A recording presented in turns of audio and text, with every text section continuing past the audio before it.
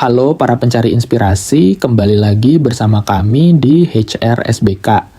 Sebelum kita masuk ke dalam kisah yang menghangatkan hati ini, jangan lupa tinggalkan jejak di kolom komentar dari mana kalian menyaksikan video ini dan dukung kami dengan berlangganan agar tidak ketinggalan cerita menarik lainnya. Selamat menyaksikan. Sinar mentari pagi di ibu kota terasa lain. Cahayanya yang tajam, seolah menyingkap kemegahan gedung-gedung pencakar langit berkilau di jendela-jendela kaca yang tak terhitung. Bagi Dito, pemuda 24 tahun yang baru beberapa bulan meninggalkan desanya, pagi itu terasa sejuk dan menakutkan. Ia merapikan dasinya berkali-kali, memastikan tak ada lipatan sebelum melangkah ke dunia yang begitu asing baginya. Butik mewah itu memancarkan keanggunan, aroma parfum mahal yang halus namun kuat langsung mengusik indera penciumannya. Lantai marmer mengilap di bawah langkahnya, dan gaun-gaun mewah yang dipajang di manekin seolah mencemooh kesederhanaan penampilannya.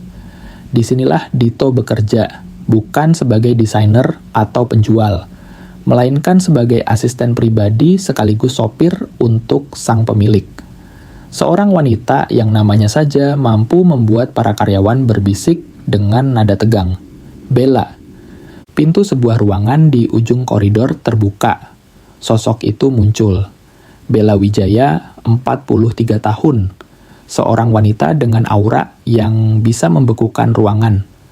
Rambutnya disanggul modern dengan presisi sempurna. Setiap helainya patuh pada tempatnya. Setelan kerja berwarna biru tua memeluk tubuhnya yang masih terjaga, memancarkan aura kekuasaan dan disiplin. Ia berhenti di depan Dito. Matanya yang tajam setajam silet memindai Dito dari ujung rambut yang disisir rapi hingga sepatu pantofel murah, yang sudah ia semir hingga mengkilap pagi tadi. Tidak ada senyum, tidak ada sapaan ramah, hanya tatapan dingin yang menilai. Suaranya terdengar datar tanpa emosi. "Kamu sudah membaca daftar tugas dan peraturan yang saya berikan kemarin?" "Sudah, Bu," jawab Dito. "Bagus, saya ulangi poin terpentingnya. Nomor 1, jangan bicara jika tidak ditanya. Nomor 2, selalu 5 menit lebih awal dari jadwal. Nomor 3, mobil harus selalu bersih tanpa satu pun noda debu. Dan yang paling penting, jangan pernah sekalipun mencampuri urusan pribadi saya. Batasan antara kita jelas. Saya atasan, kamu bawahan. Mengerti?" "Mengerti, Bu," jawab Dito lagi, merasakan dinding transparan, namun kokoh langsung terbangun di antara mereka. Hari-hari berikutnya adalah pembuktian dari peraturan tak tertulis itu. Hubungan mereka kaku seperti baja. Dito adalah bayangan yang tak bersuara. Pagi-pagi sekali ia sudah menyiapkan mobil sedan hitam mewah Bella, memastikan interiornya wangi dan botol air mineral dingin selalu tersedia di tempatnya. Ia akan membukakan pintu untuk Bella, menunggu dalam diam saat Bella menyelesaikan urusan bisnisnya, yang bisa berlangsung berjam-jam lalu kembali membukakan pintu untuknya. Kata terima kasih adalah kemewahan yang tidak pernah Dito dapatkan. Kata tolong digantikan dengan perintah singkat. Seringkali Dito harus menunggu di parkiran basement yang sunyi hingga larut malam sementara orang lain pulang kehangatan keluarga. Dito hanya duduk di kursi kemudi, menatap lampu-lampu kota yang berkelip dari kejauhan. Terkadang sambil membuka galeri foto di ponselnya. Foto ibunya yang tersenyum di depan rumah kayu sederhana mereka. Sebuah dunia yang begitu kontras dengan wanita yang kini menjadi pusat dari rutinitasnya. Wanita itu, Bu Bella, adalah misteri. Hingga suatu malam, sebuah retakan kecil muncul di dinding es itu. Hujan deras mengguyur kota menciptakan tirai air yang menghalangi pandangan. Jam sudah menunjukkan pukul 10 malam. Sebuah proyek besar membuat Bella harus bekerja lembur. Dito seperti biasa menunggu dengan setia di dalam mobil. Namun, ia lupa membawa jaketnya di dalam butik. Dengan ragu, ia memutuskan untuk masuk sebentar mengambilnya, berharap tidak mengganggu bosnya. Saat melewati koridor menuju ruang kerja Bella, Dito mendengar sesuatu. Bukan suara ketikan keyboard atau dering telepon, melainkan suara isakan yang tertahan. Suara tangis yang berusaha diredam sekuat tenaga. Hatinya tergerak. Dengan langkah pelan, ia mendekati pintu ruangan Bella yang sedikit terbuka. Dari celah sempit itu, ia melihat pemandangan yang tak pernah ia bayangkan. Sang Ratu Es, Bella Wijaya, sedang duduk di kursinya membelakangi pintu. Bahu yang biasanya tegak itu kini melengkung rapuh, bergetar hebat menahan tangis. Wajah yang selalu terpoles riasan sempurna itu kini ia benamkan di kedua telapak tangannya. Di atas mejanya, di bawah sorotan lampu kerja, tergeletak sebuah bingkai foto. Dito bisa melihatnya sekilas. Foto seorang wanita, seorang pria, dan seorang anak kecil yang tersenyum bahagia. Namun ada retakan melintang di kaca bingkai itu, tepat di antara sosok pria dan wanita. Dito membeku. Ia seharusnya berbalik dan pergi, berpura-pura tidak melihat apa-apa, namun kakinya terpaku. Tiba-tiba Bella seolah merasakan kehadiran seseorang. Ia mengangkat wajahnya yang basah, matanya yang merah, dan sembab bertemu dengan mata Dito dari pantulan kaca di depannya. Seketika kerapuhan itu lenyap, wajahnya kembali mengeras. "Sedang apa kamu di sini?" Desisnya, suaranya serak namun tajam menusuk. "Lancang sekali kamu mengintip ruangan saya." Dito tergagap merasa bersalah. "Maaf Bu, saya hanya mau mengambil jaket saya yang tertinggal." "Keluar," perintah Bella. Suaranya bergetar menahan amarah dan malu. Ia dengan cepat membalik bingkai foto itu. Dito tidak membantah. Ia hanya mengangguk pelan. Tatapannya masih menyimpan sisa keterkejutan, dan untuk pertama kalinya, rasa iba. Malam itu, di balik kemudi, Dito tidak lagi hanya melihat sosok atasan yang dingin dan angkuh. Ia sadar, di balik dinding es yang dibangun begitu tinggi, ada seorang wanita rapuh yang menangis sendirian di tengah kegelapan, memeluk sebuah kenangan yang telah retak. Dan entah kenapa, kesadaran itu mengubah segalanya. Insiden malam itu menciptakan getaran aneh di antara mereka. Keheningan di dalam mobil tidak lagi terasa netral. Kini ia terasa berat, dipenuhi oleh hal-hal yang tak terucapkan. Bella menjadi lebih tajam dan lebih menjaga jarak, seolah berusaha membangun kembali dinding yang sempat retak oleh tatapan Dito. Namun, sesuatu dalam diri Dito telah berubah. Rasa takut dan sungkan yang dulu mendominasi kini telah bercampur dengan rasa empati yang tulus. Ia tidak lagi melihat Bella sebagai Ratu Es yang perfect, melainkan sebagai manusia biasa, yang menyembunyikan lukanya dengan sangat baik. Ketulusannya kini memiliki tujuan baru, bukan lagi sekadar untuk menjalankan tugas, melainkan untuk mencoba menghadirkan sedikit kehangatan di dunia bosnya yang terasa beku. Kesempatan itu datang beberapa hari kemudian. Butik Elegance sedang dalam persiapan untuk peluncuran koleksi busana musim semi. Tekanan terasa di setiap sudut ruangan. Para desainer berlarian. Penjahit bekerja tanpa henti. Dan Bella adalah pusat dari semua kekacauan itu. Hari itu Bella melewatkan sarapan dan makan siangnya. Wajahnya yang pucat dan lingkaran hitam di bawah matanya tak bisa lagi ditutupi oleh riasan tebal. Jam sudah menunjukkan pukul 7 malam. Semua karyawan sudah pulang menyisakan Bella dan Dito yang setia menunggu di luar. Dito tahu Bella memiliki riwayat maak. Ia pernah tak sengaja mendengarnya saat Bella berbicara di telepon. Tanpa pikir panjang, Dito mengambil sebuah keputusan. Ia berjalan keluar dari gedung menuju sebuah warung Tegal sederhana di seberang jalan yang masih buka. Aroma masakan rumahan menyambutnya begitu kontras dengan aroma parfum mahal di tempat kerjanya. Ia memesan sebungkus nasi dengan lauk orek tempe, tumis kangkung, dan sepotong ayam goreng, menu yang biasa ia makan. Lalu ia membeli segelas teh hangat manis dari penjual di sebelahnya. Dengan sedikit keraguan, ia kembali ke butik. ia mengetuk pintu ruang kerja Bella dengan pelan. "Ada apa?" "Saya tidak menyuruhmu masuk," kata Bella, nadanya ketus. Dito menelan ludah mengumpulkan keberanian. Ia melangkah mendekati meja Bella yang berantakan, lalu meletakkan nasi bungkus dan teh hangat itu di satu-satunya area yang kosong. "Maaf Bu, saya lancang," ucap Dito dengan suara lembut. "Saya lihat Ibu belum makan dari siang. Saya khawatir maag Ibu kambuh. Ini hanya nasi warteg biasa, tapi mungkin bisa sedikit mengisi tenaga Ibu." Bella terdiam. Matanya terpaku pada bungkusan sederhana itu. Aroma tumis kangkung yang samar mulai menguar. Aroma yang sudah bertahun-tahun tak ia hirup. Biasanya jika ia lembur, asisten sebelumnya akan memesankan salad mahal atau sandwich dari kafe mewah. Tidak pernah ada yang membawakannya nasi bungkus dari warteg seberang jalan. Ia mengangkat pandangannya menatap Dito. Ia mencari motif tersembunyi, mencari niat untuk menjilat atau cari muka. Tapi yang ia temukan di mata pemuda itu hanyalah kekhawatiran yang jujur, polos, dan tanpa pretensi. Ada jeda yang panjang.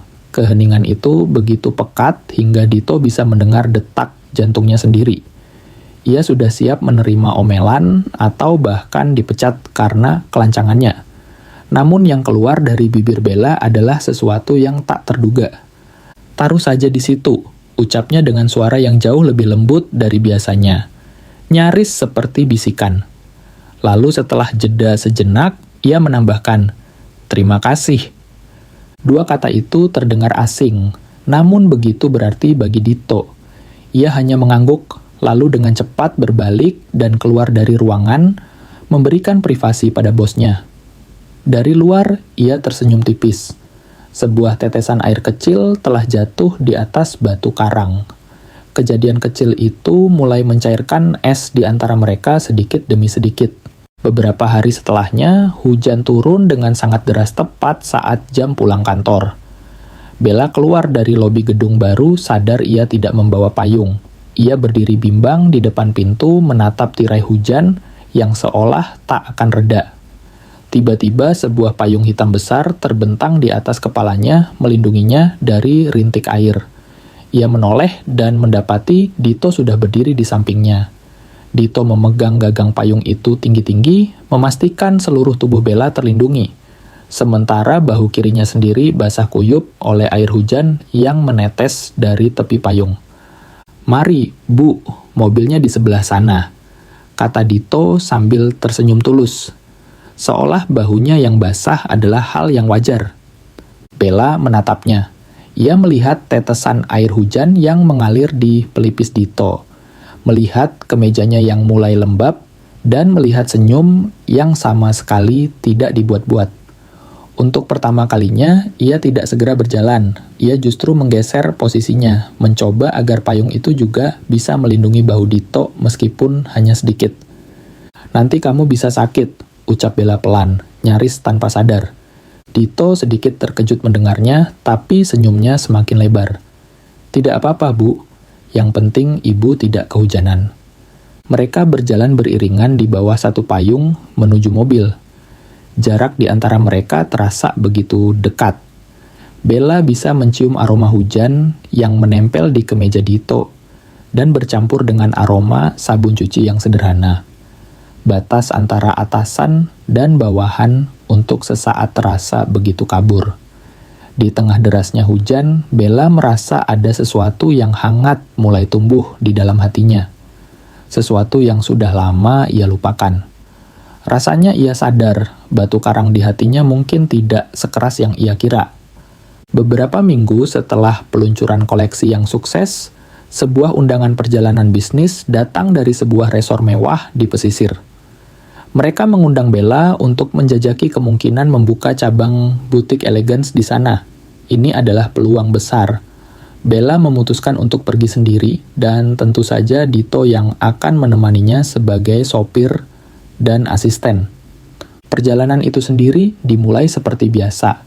Dito menyetir dengan tenang sementara Bella sibuk dengan tabletnya di kursi belakang, memeriksa email dan data penjualan. Namun, Dito bisa merasakan ada yang berbeda. Bella tidak lagi sekaku dulu. Sesekali ia akan bertanya tentang kondisi jalan atau bahkan melontarkan komentar singkat tentang pemandangan sawah yang mereka lewati. Dito menjawabnya dengan antusias, menceritakan sedikit tentang desanya yang memiliki pemandangan serupa. Percakapan-percakapan kecil itu menjadi jembatan rapuh yang mulai menghubungkan dua dunia yang berbeda. Mereka tiba di resor sore hari. Setelah Bella menyelesaikan pertemuannya yang berjalan lancar, mereka berencana untuk langsung kembali ke Jakarta.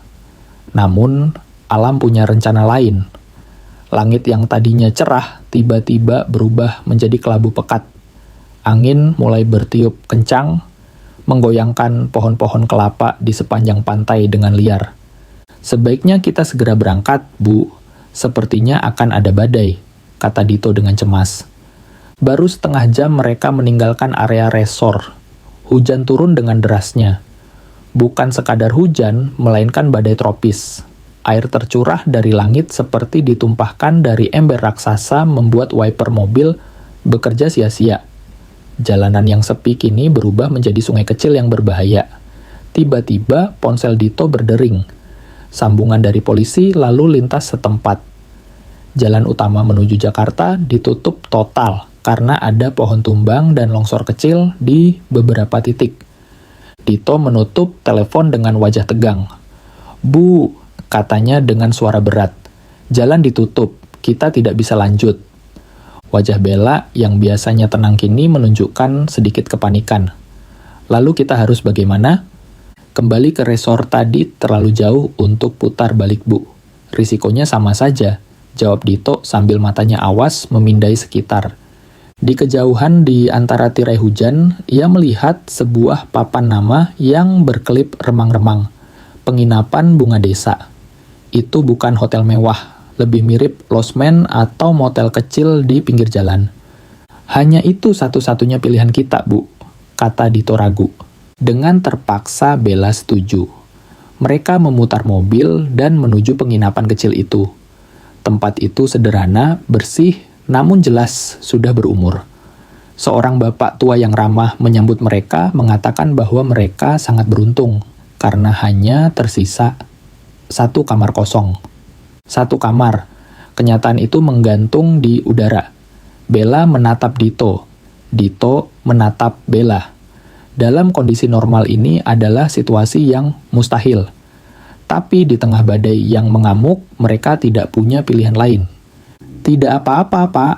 Kami ambil," kata Dito akhirnya memecah keheningan. "Saya bisa tidur di sofa atau di lantai." Kamar itu sederhana, satu ranjang ukuran sedang, sebuah sofa kecil yang sudah usang, dan satu kamar mandi. Begitu mereka masuk, petir menyambar, dengan keras diikuti oleh suara gemuruh yang menggelegar, dan kemudian kegelapan total, listrik padam. Sebuah pekikan tertahan keluar dari bibir Bella. Dalam kegelapan pekat itu, Dito merasakan sebuah tangan mencengkeram lengannya dengan erat. Cengkeraman itu begitu kuat, gemetar. "Bu, Ibu tidak apa-apa?" tanya Dito terkejut merasakan getaran tubuh wanita itu. "Gelap. Saya tidak suka gelap," bisik Bella, suaranya terdengar seperti anak kecil yang ketakutan. Dito sadar, sang Ratu Es yang berkuasa, yang tidak takut pada apapun, ternyata memiliki ketakutan yang begitu mendasar. Tanpa berpikir, tangan Dito yang bebas menepuk-nepuk punggung tangan Bella yang mencengkeramnya. "Tenang, Bu. Ada saya di sini. Tidak apa-apa." Ia merogoh sakunya, mengeluarkan ponselnya, dan menyalakan senter. Cahaya lembut itu menerangi ruangan, menampakkan wajah Bella yang pucat pasi. Ia segera melepaskan cengkeramannya, tampak malu dengan reaksinya. Dito menemukan beberapa lilin dan korek api yang disediakan pemilik penginapan di atas meja. Ia menyalakannya satu persatu, menciptakan suasana yang remang-remang namun hangat di dalam kamar. Suara hujan dan angin di luar masih terdengar mengerikan, tapi di dalam, suasana perlahan menjadi lebih tenang. Mereka duduk dalam diam untuk beberapa saat. Dito di sofa, Bella di tepi ranjang. Batas antara atasan dan bawahan kini telah luruh sepenuhnya oleh kegelapan dan badai di luar. Mereka hanyalah dua orang manusia yang terjebak bersama. Untuk memecah keheningan yang canggung, Dito mulai bercerita. Di desa saya, kalau mati lampu seperti ini, kami sekeluarga biasanya berkumpul di ruang tengah. Bapak akan cerita tentang dongeng-dongeng lama dan ibu akan membuatkan kami wedang jahe. Bella mendengarkan. Ada sesuatu yang menenangkan dari suara Dito. Sudah lama sekali saya tidak merasakan hal seperti ini, ucap Bella pelan. Matanya menatap nyala lilin yang bergoyang. Hal seperti apa, Bu? Tanya Dito. Bella menarik napas dalam-dalam.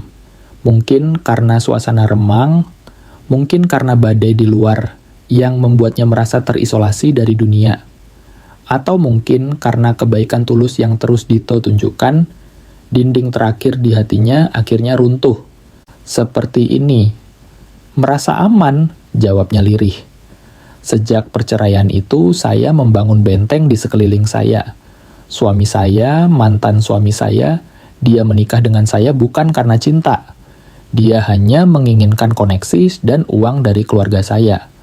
Setelah mendapatkan semua yang dia mau, dia meninggalkan saya untuk wanita yang lebih muda. Dia membuat saya merasa bodoh, tidak berharga. Air mata mulai menggenang di pelupuk matanya. Sejak saat itu, saya bersumpah tidak akan pernah membiarkan siapapun mendekat lagi. Saya tidak akan pernah terlihat lemah lagi. Dingin dan tegas adalah satu-satunya cara saya melindungi diri. Tapi ternyata itu sangat melelahkan, sangat sepi. Dito mendengarkan setiap kata dengan penuh perhatian. Hatinya terasa sakit melihat luka yang begitu dalam di balik sosok wanita kuat itu. Ia pindah dari sofa, duduk berlutut di lantai, di hadapan Bella. Tidak semua orang seperti itu, Bu, katanya dengan suara tulus. Tidak semua laki-laki hanya melihat harta. Masih ada ketulusan di dunia ini. Ibu adalah wanita yang hebat, kuat, dan mandiri. Ibu membangun semua ini dengan tangan ibu sendiri. Jangan biarkan satu orang jahat di masa lalu merusak cara ibu memandang seluruh dunia dan memandang diri ibu sendiri. Bella menatap lekat ke dalam mata Dito. Di sana ia tidak melihat rasa kasihan. Ia melihat kekaguman, pengertian, dan ketulusan yang murni. Tanpa bisa ditahan lagi, air mata yang selama ini ia bendung akhirnya jatuh membasahi pipinya. Malam itu, di sebuah penginapan kecil di tengah badai, Bella Wijaya menangis untuk pertama kalinya di hadapan orang lain. Dan Dito dengan sabar ada di sana, menjadi saksi bisu dari runtuhnya sebuah benteng es dan lahirnya sebuah kehangatan yang baru. Badai di luar akhirnya reda menjelang pagi, menyisakan udara segar dan aroma tanah basah. Matahari terbit dengan warna keemasan yang lembut, seolah ingin menebus amarahnya semalam. Perjalanan kembali ke Jakarta terasa sangat berbeda. Keheningan di dalam mobil bukan lagi keheningan yang kaku atau canggung, melainkan keheningan yang nyaman di mana kata-kata tidak lagi diperlukan. Sesekali, Bella akan melirik Dito dari kaca spion tengah, dan jika tatapan mereka bertemu, Dito akan tersenyum tipis. Sebuah senyuman yang kini dibalas Bella dengan senyuman kecil yang masih malu-malu. Dinding es itu tidak hanya retak, tetapi telah mencair, meninggalkan tanah subur tempat benih-benih perasaan baru mulai bertunas. Hubungan mereka di kantor berubah secara halus. Bella tidak lagi memanggil Dito dengan nada memerintah. Ia mulai menggunakan kata tolong dan lebih sering mengucapkan terima kasih. Ia bahkan beberapa kali mengajak Dito untuk makan siang bersama di kantin karyawan, sebuah pemandangan yang membuat seluruh isi butik berbisik dan bertanya-tanya. Bagi Dito, melihat sisi Bella yang lebih rileks, yang bisa tertawa kecil saat mendengar leluconnya, adalah kebahagiaan tersendiri. Bagi Bella, kehadiran Dito yang tulus dan tanpa pamrih menjadi sauh yang menenangkan di tengah lautan kehidupannya yang penuh tekanan. Namun, Seperti pepatah, lautan yang tenang seringkali menyimpan badai yang tak terduga. Dan badai itu datang dalam wujud seorang wanita bernama Indah. Indah Prameswari adalah sahabat lama Bella, seorang janda kaya raya dari kalangan sosialita papan atas. Ia adalah tipe wanita yang terbiasa mendapatkan apapun yang ia inginkan. Suatu sore, ia datang ke butik Elegance, santai dengan kacamata hitam besar bertengger di hidungnya, dan tas Hermes di lengannya. Ia melenggang masuk seolah butik itu miliknya. "Bella sayang," serunya dengan suara melengking, memeluk Bella dengan pelukan yang terasa lebih sebagai formalitas. "Lama tidak bertemu. Aku dengar koleksimu baru laku keras.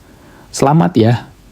Saat itu Dito baru saja kembali membelikan kopi untuk Bella. Ia masuk ke ruangan sambil membawa nampan kecil. "Ini kopinya, Bu Bella," kata Dito sedikit gugup karena ada tamu. Mata Indah yang tadinya fokus pada Bella kini beralih sepenuhnya pada Dito. Ia memindai Dito dari atas ke bawah, sama seperti yang Bella lakukan pertama kali, namun dengan tatapan yang berbeda.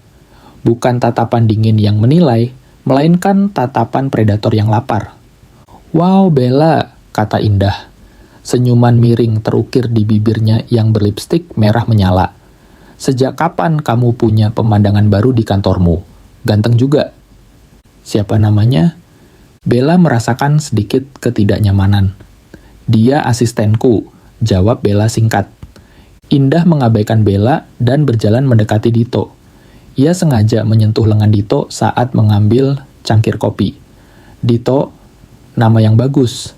Kamu sepertinya bekerja keras sekali untuk bosmu yang kaku ini," katanya sambil mengedipkan sebelah mata ke arah Dito.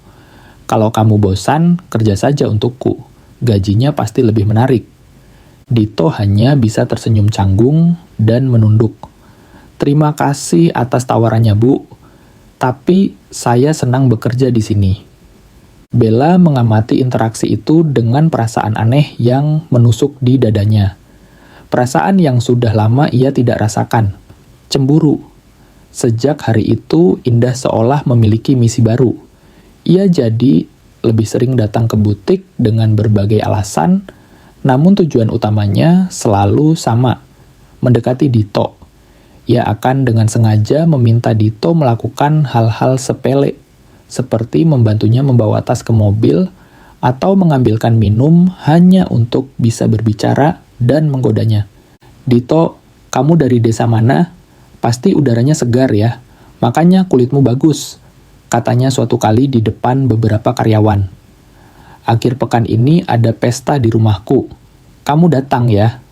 Nanti aku kenalkan dengan teman-temanku," tawarnya di lain waktu dengan sengaja di depan Bella.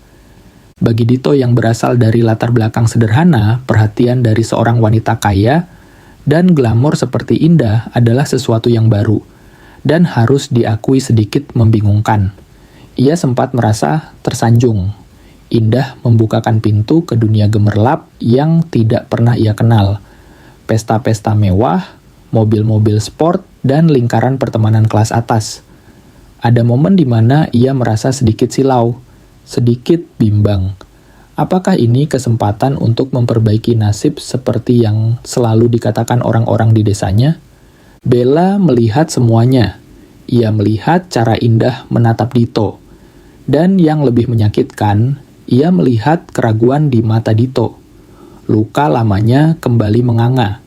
Bayangan mantan suaminya yang meninggalkannya demi kemewahan dan wanita lain kembali menghantuinya. Apakah Dito sama saja? Apakah ketulusan yang ia tunjukkan selama ini hanyalah topeng untuk mencari jalan pintas menuju kehidupan yang lebih baik? Ketakutan itu membuatnya kembali membangun dinding es di sekelilingnya. Kali ini lebih tebal dan lebih dingin dari sebelumnya. Ia kembali menjaga jarak. Panggilannya kembali menjadi kamu yang formal, dan senyumnya lenyap tak berbekas. Ia sengaja memberikan tugas-tugas berat kepada Dito, seolah ingin menguji kesetiaannya atau mungkin seolah ingin mendorongnya pergi agar ia tidak perlu merasakan sakitnya ditinggalkan lagi. Dito merasakan perubahan drastis itu. Ia bingung. Bella yang hangat dan mulai terbuka kini kembali menjadi ratu es yang tak tersentuh. Setiap kali ia mencoba bertanya, Bella selalu menghindar atau menjawab dengan tajam. "Bu, apa ada yang salah? Apa saya melakukan kesalahan?" Tanya Dito suatu hari.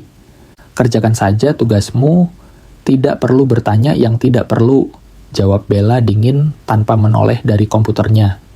Dito merasa frustrasi. Ia memang sempat terpesona oleh dunia indah, tapi itu hanya membuatnya semakin sadar akan satu hal. Semua kemewahan itu terasa hampa dan palsu. Kebahagiaan yang ia rasakan bukanlah saat berada di pesta mewah, melainkan saat melihat senyum langka di wajah Bella. Namun kini senyum itu telah hilang, digantikan tatapan curiga yang menyakitkan. Ia tidak tahu bahwa permainannya yang berbahaya, yang dipicu oleh godaan indah, telah menyalakan kembali api trauma di hati wanita yang diam-diam telah ia cintai. Ketegangan di antara Dito dan Bella mencapai puncaknya. Atmosfer di butik terasa berat dan para karyawan bisa merasakan perang dingin yang terjadi antara bos mereka dengan asistennya. Dito merasa putus asa sementara Bella semakin tenggelam dalam ketakutan dan kecemburuannya. Indah di sisi lain merasa di atas angin. Ia melihat jarak yang tercipta di antara Bella dan Dito sebagai kesempatan emasnya. Ia pun merancang sebuah jebakan terakhir. Suatu sore ia datang ke butik dengan membawa sebuah kotak perhiasan yang berat. Ia tahu Bella sedang dalam perjalanan kembali ke kantor dari sebuah pertemuan. "Dito, tolong," seru Indah dengan nada panik yang dibuat-buat. "Antingku sepertinya jatuh di bawah meja sana. Aku tidak bisa membungkuk dengan gaun ini. Bisa tolong ambilkan?" Dito yang selalu berusaha bersikap profesional dan menolong tanpa curiga segera berlutut dan meraba-raba lantai di bawah meja kerja Bella. "Sebelah mana ya, Bu? Saya tidak melihatnya." "Coba lebih ke dalam sedikit," kata Indah, di mana matanya melirik ke arah pintu masuk. Tepat saat Dito menunduk lebih dalam, Indah dengan cepat membungkuk dan memeluk leher Dito dari belakang. Menempelkan tubuhnya, menciptakan sebuah pose yang sangat intim dan salah. Dan tepat pada saat itulah pintu ruangan terbuka. Bella berdiri di ambang pintu, terpaku. Matanya membelalak melihat pemandangan di hadapannya. Asisten yang diam-diam ia cintai berada dalam pelukan sahabatnya sendiri di ruang kerjanya. Baginya itu adalah bukti final dari semua ketakutannya. Pengkhianatan itu terasa begitu nyata, begitu menyakitkan. Seolah mengulang kembali mimpi buruk masa lalunya. "Cukup," desis Bella, suaranya bergetar karena amarah dan kekecewaan yang meluap. Dito dan Indah sontak menoleh. Dito dengan cepat mendorong Indah menjauh. Wajahnya pucat pasi menyadari situasi tersebut. "Bu, ini tidak seperti yang Ibu lihat, saya bisa menjelaskan." Tapi Bella sudah tidak mau mendengar. Luka di hatinya terlalu perih. "Saya salah menilaimu, Dito. Ternyata kamu sama saja, sama seperti mereka semua. Ambil barang-barangmu. Pergi dari sini. Saya tidak mau melihat wajahmu lagi." "Tapi, Bu..." "Pergi," bentak Bella, suaranya menggema di ruangan itu. Untuk pertama kalinya ia benar-benar kehilangan kendali. Indah tersenyum penuh kemenangan di belakang punggung Bella. Dito menatap Bella dengan tatapan hancur. Lalu, tanpa berkata apa-apa lagi, ia berbalik dan berjalan keluar dengan langkah gontai. Pintu yang tertutup di belakangnya terasa seperti penutup dari sebuah babak yang berakhir tragis. Hujan turun malam itu seolah ikut menangisi hati yang patah. Bella duduk sendirian di ruang kerjanya yang gelap, membiarkan air matanya mengalir deras. Namun, Dito tidak menyerah. Ia tidak bisa membiarkan semuanya berakhir karena sebuah kesalahpahaman. Ia tahu hatinya hanya untuk Bella. Ia kembali ke gedung butik, berdiri di depan lobi yang sudah sepi membiarkan tubuhnya basah kuyup oleh hujan. Ia menunggu 1 jam. Ia tidak akan pergi sebelum berbicara dengan Bella. Akhirnya pintu lobi terbuka. Bella berjalan keluar dengan langkah lelah.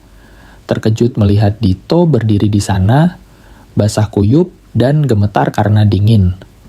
"Mau apa lagi kamu di sini?"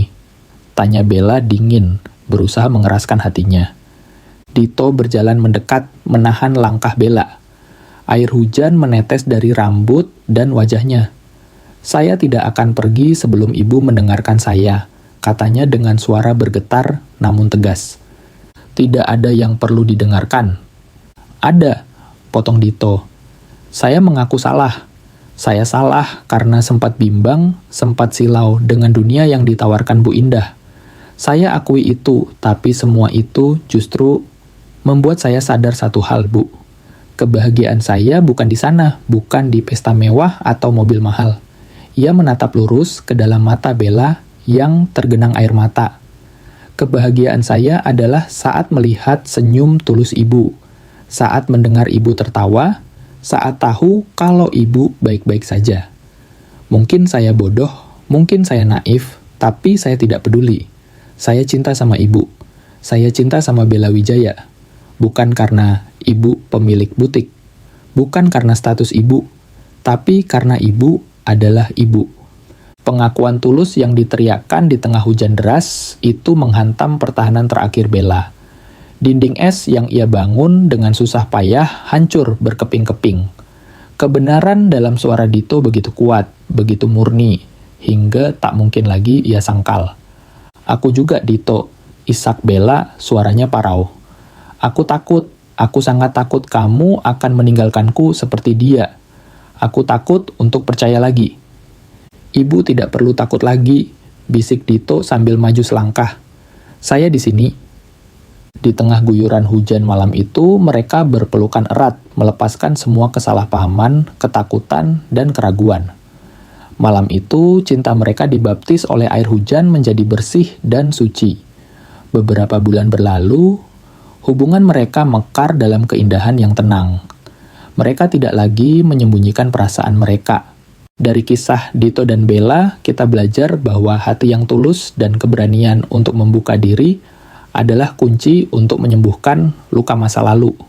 Terkadang, kebahagiaan sejati tidak ditemukan dalam kemewahan atau status, melainkan dalam ketulusan dan kehangatan dari orang yang menerima kita apa adanya. Jangan biarkan trauma merenggut kesempatan kita untuk mencintai dan dicintai. Sampai jumpa di kisah HRSBK berikutnya.